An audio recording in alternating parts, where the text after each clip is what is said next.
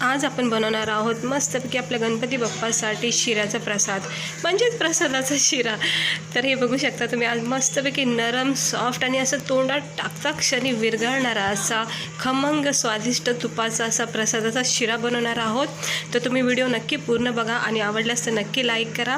तर चला आपण बनवूया छान असं मस्तपैकी गणपती बाप्पासाठी प्रसादाचा शिरा। तर हे इकडे बघू शकता तुम्ही किती छान असा नरम सॉफ्ट शिरा तयार झाला आहे। तर आज आपण शिरासाठी काय काय घेतलं आहे बघा। इथे मी रवा घेतला आहे, 1 वाटी ना माप टाकून घेतलेला आहे बघा। ही ज्या वाट्या ठेवल्यात ना ह्याचं वाटीचं माप मी याच्यात टाकून घेतलं। 1 वाटी रवा घेतला आहे, 1 वाटी दूध घेतलं आहे, इथे इलायची घेतली आपल्याला कुटून घ्यायची आहे, आणि 1 वाटी साखर घेतली।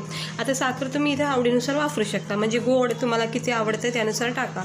रवा, दूध, इलायची, साखर आणि हे तूप तर खूपच गरजेचं आहे आपल्याला चांगला रवा बनण्यासाठी। तर हा रवा ना आपण सर्वप्रथम तुपामध्ये ना चांगलासा भाजून घ्यायचा आहे। तर चला बनवूया। तर इकडे बघू शकता आपला पॅन असतो ना, आपला कढाई, त्याच्यामध्ये तापत ठेवायचा पॅन आणि गॅस करायचा आहे स्लो, आपल्याला अगदी स्लो करायचं आहे। ही गोष्ट लक्षात ठेवा, स्लो गॅस ठेवायचा आहे। आणि जितकं चांगलं तूप वापरताना तुम्ही तितका तुमचा रवा सुटसुटीत आणि खमंग असा होतो, म्हणून मी इथं तूप जरा चांगलं वापरते। 2-3 मोठे चमचे टाकलेत मी तूप याच्यामध्ये। जे आचारी लोक असतात बघा ना, ते शिरा बनवताना मी असे बघितलेत व्हिडिओ आणि स्वतःसुद्धा बघितले मी एका मंडपात जाऊन, म्हणजे देवीची स्थापना किंवा गणपती स्थापना होती ना, त्यावेळेस मी बघितलेलं आहे की शिरा असे बनवतात ना, तूप असं इतकं सोडलेलं असतं आणि त्याच्यामध्ये शिरा टाकून मस्त परतून घेतात। तर आपण ना थोडंसं तूप वापरायचं चांगलं, त्यामुळं काय होतं ना, छान असा आपला नरम सॉफ्ट शिरा होतो। आणि दुसरी गोष्ट, शिऱ्याला इतका छान तुपाचा फ्लेवर येतो ना, आणि तुपामध्ये केलेला ना शिरा इतका छान लागतो ना। तर मस्त तूप वापरले, इथं 3 मोठे चमचे वापरलेले आहे। तरी पण तुम्हाला जर तूप जास्त आवडत नसेल तर तुम्ही इथे तूप कमी वापरलं तरी काही हरकत नाही, पण चांगलं वापरलं तर खूप छान रवा होईल। तर आता हा रवा जो आहे ना, हा मंद आचेवर जास्तीत जास्त 5 मिनटं खूप असा परतून घ्यायचा आहे। मंद आचेवर सतत याला मिक्स करत राहायचं आहे। अजिबात इथं गॅसची फ्लेम जास्त ठेवायची नाही आहे, नाही तर काय होईल, आपला रवा जो आहे ना एकदम करपला जाईल, म्हणजे चिटकला जाईल आणि मग काही उपयोग होणार नाही आपल्या शिऱ्याचा।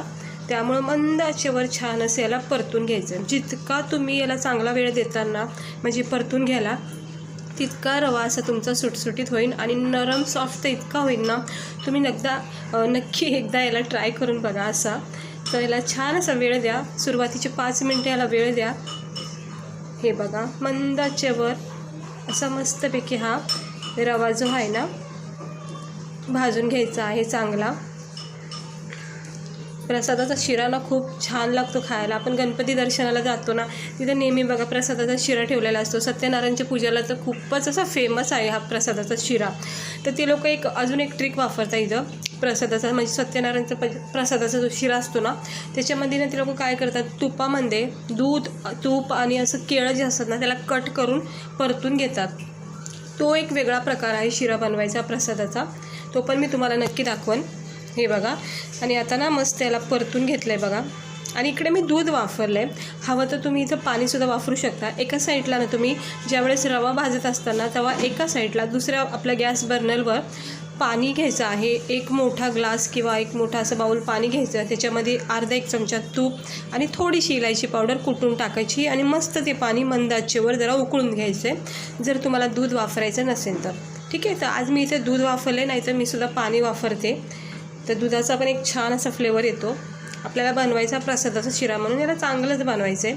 आता इथे मी इलायची कुटून घेतली आहे, जी मी इलायची तुम्हाला दाखवली होती ती बारीक कूट करून टाकून घेतली। इकडं रवा भाजता वेळेस मी इथं इलायची टाकून घेतली। आता आपण हे बघा, मी तुम्हाला ड्रायफ्रूट दाखवले नव्हते। आता ड्रायफ्रूटमध्ये ना मी हे गावरान असे मस्त मनुके घेतलेले आहेत, म्हणजे याला आपण किसमिससुद्धा बोलतो। हे घेतले, तुम्ही आवडीनुसार इथं ड्रायफ्रूट्स, काजू, बदाम, पिस्ता तुम्हाला जे आवडेल तुम्ही तिथं टाकू शकता। शक्यतो मी रव्यामध्ये ना शिरामध्ये ना मी मनुकेच वापरते। आणि तरी तुम्ही काजू, बदाम ह्याला मस्त थोडंसं तुपात परतून घेऊनसुद्धा तुम्ही इथे ॲड करू शकता ह्या स्टेजवर। तर आता काय करायचं, आपण दूध घ्यायचं। आपण हे दूध आहे ना छान असं थोडं मिक्स करत राहायचं आणि मंद गॅसवर सतत ह्याला असं रव्यामध्ये छान मिक्स करून घ्यायचं आहे। दुधाचा रवा ना इतका छान होतो ना, खूपच चांगला फ्लेवर येतो। हे बघा, इकडे बघू शकता. आता इतकी आवश्यकता आपल्याला दुधाला बास आहे, रव्याला आपली दुधाची. आता हे ड्रायफ्रूटसुद्धा मी इथे टाकून घेतले. हे मनुक्याची साईज तुम्ही बघू शकता उभ्या आकाराची, कारण हे ना जरा गावरान पद्धतीचे मनुके ते तर खूप छान स्वाद लागतो. आपले नॉर्मल जे मनुके आहेत ना ते जरा गोल आकार असतात थोडेसे, हे लांब आहेत. तर हे बघा असं मस्त मिक्स करून घेते. दूध, मनुके आणि रवा तुपामधला आपल्याला छान भाजून घ्यायचं आहे. आता तुम्ही इकडे बघू शकता एका मिनटामध्ये, 1 मिनटं पण नाही झाला, अर्धा सेकंड मला वाटते, अर्धा मिनटामध्येच बघा रवा आपला किती छान कढाईला एकदम सुटून निघाला आहे. म्हणजे अजिबात खाली चिपकलेला जात नाही. तुम्ही इथे बघू शकता थोडासा आपण दूध याच्यामध्ये मिक्स केलं आणि परफेक्ट दूध पडलेलं आहे. याच्यामध्ये बरोबर आपली मेजरमेंट झालेली आहे सगळ्या गोष्टीची. त्यामुळं छान असा कढईला आपला पॅनला आपला रवा सुटला गेलेला आहे. जर थोडं जरी कमी प्रमाण किंवा जास्त झालं असतं ना तर रवा चिकट झाला असता आणि चिटकला गेला असता. तिकडे बघू शकता सर्व साहित्य आपले परफेक्ट पडल्यामुळं इकडे आपला रवाना मस्त सुटला गेला आहे. आता इथे मी साखर वापरते. आता साखर तुम्हाला कमी जास्त तुम्ही आवडीनुसार टाकू शकता. हे थोडं चमच्याला लागलेलं तूपसुद्धा मी इथं टाकून घेतलं आहे, कशाला वेस्ट करायचे. तर इथं साखर जी आहे ना मी आता मिक्स करून घेते. आता साखर म्हणजे तुम्हाला जर डायबिटीसचा प्रॉब्लेम असेल तर तुम्ही शक्यतो साखर ना इथे कमी वापरा. आणि हे बघा, आणि मला ना गोड खूप आवडतो, शिरा, स्पेशली शिरा, मोदक म्हणा किंवा कुठलेही गोड पदार्थ बनवायचा असेल तर साखर चांगली टाकते. तर इकडे बघा मस्त असं व्यवस्थित मिक्स करून घेतली आहे साखर आणि पूर्णपणे एकजीव झालेली आहे साखर. आणि तुम्ही रव्याचा टेक्स्चर बघा आपला किती सुटसुटीत झाला आहे, कुठंच अशा गाठी नाही आहे, चिकटपणा नाही आहे आपल्या रव्याला. आणि इतका छान हे बघा किती कढाईला एकदम असा सुटला गेला आहे. असं कढाईला जेव्हा सुटतो ना त्यावेळेस समजून जायचं आपला रवा व्यवस्थित भाजला गेलेला आहे. आणि हे बघा थोडंसं याला नॉर्मल वाफ दिली आणि आता बघा वाफ दिली आणि गॅस केलेला आहे थंड. आणि इकडे तुम्हाला दाखवते, हे बघा बोटावर घेतलेला आहे मी हातात, किती सॉफ्ट नरम असा तुपामध्ये खमंग असा शिरा आपला तयार झाला आहे. आता हे वाटीमध्ये काढून घेतला आहे आणि छान ह्याला असं सर्व करायचं. इकडे बघा असंच करतात बघा सर. वरनं तुळशीचे पानं टाका मस्तपैकी आणि छान असं याला सर्व करा. इकडे बघू शकता किती भारी आपला शिरा झाला आहे बघा, सुटसुटीत नरम असा सॉफ्ट झालेला आहे, सहजपणे वाटीतून पडला गेला आहे, अजिबात कुठे चिटकलेला नाही आहे, नरम सॉफ्ट असा खमंग खाता क्षणी असा तोंडात विरघळणारा रवा तयार केला आहे. तर तुम्हाला आजची ही रेसिपी आवडली असेल तर नक्की लाईक करा, माझ्या चॅनलला सबस्क्राईब करा असे छान छान व्हिडिओ बघण्यासाठी. तर चला भेटते मी तुम्हाला पुढच्या व्हिडिओमध्ये.